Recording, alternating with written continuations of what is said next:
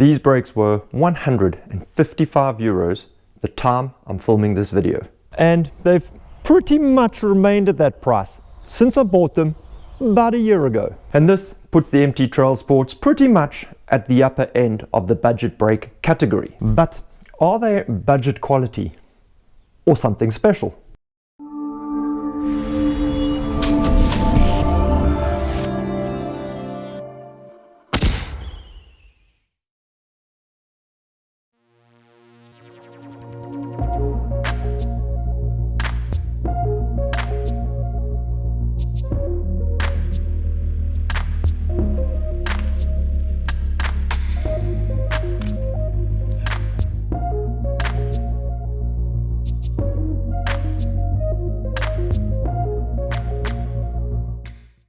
Now, I bought these brakes as a set, and as such they came pre-assembled, and because they come as a set, installation is pretty dang easy, and the cables are amply long and will probably be more than enough for your bike. You can, however, buy them independently as a set of parts if you have internal cable routing. Now, the levers are Magura's flip-flop design.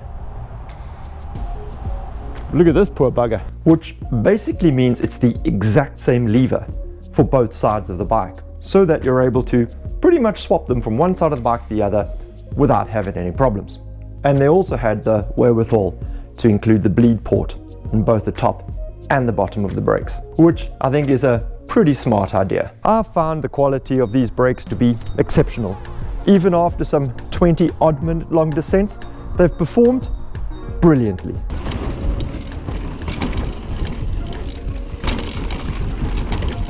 Woohoo! Fuck! Every time that happens.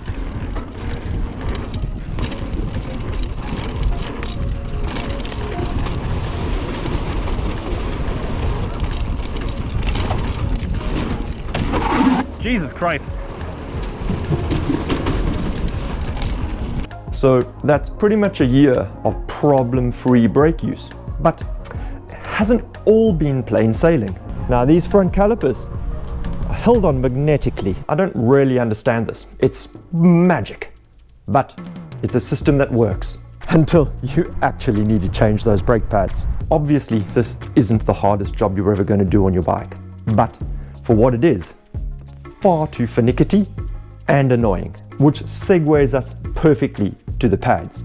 Magura makes 4 different types of sets of pads for their brakes, but this set comes pre-installed with the performance pads, which is the second best at stopping and the second worst at longevity, which is golden, because if you're wanting a little bit more stopping power, you can up the quality of the brake pads to the Pro range. If you're wanting a little bit more longevity, you can downgrade the brake pads to either the Sport or the Comfort range. Now, I run 2 different sets of rotors on my 2 different bikes, and even with the super light set of rotors I run on my Enduro, I found the stopping power to be more than sufficient.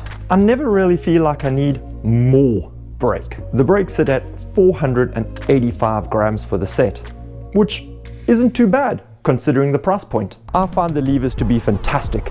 They're just a little bit rough for that extra grip, designed to be run really close to the bars for comfort, and have a particularly luscious feel. I run my levers as far out as they're able to go, and I find that to be perfectly in the sweet spot for the way that I ride my bike. Really don't like that feeling of my index finger almost touching the palm of my hand on the bars. In this way, it works out perfectly, and that little pronounced hook on the end of the lever fits perfectly into the crook of the finger. So now we really need to address the rather large elephant in the room, and that is that you only get, well, 2 pots at the back, and Magura themselves at pretty much the same price point offers a set with 4 pots at the back.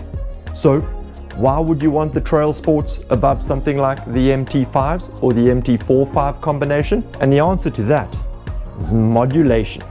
These brakes offer a very, very good modulation.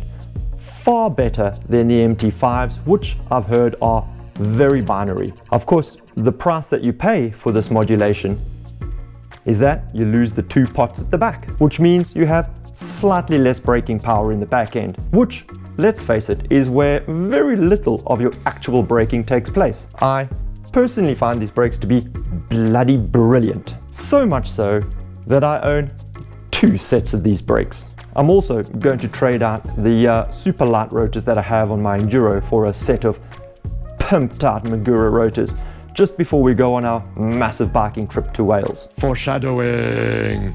Thanks very much for watching, and I will catch you guys in the next one.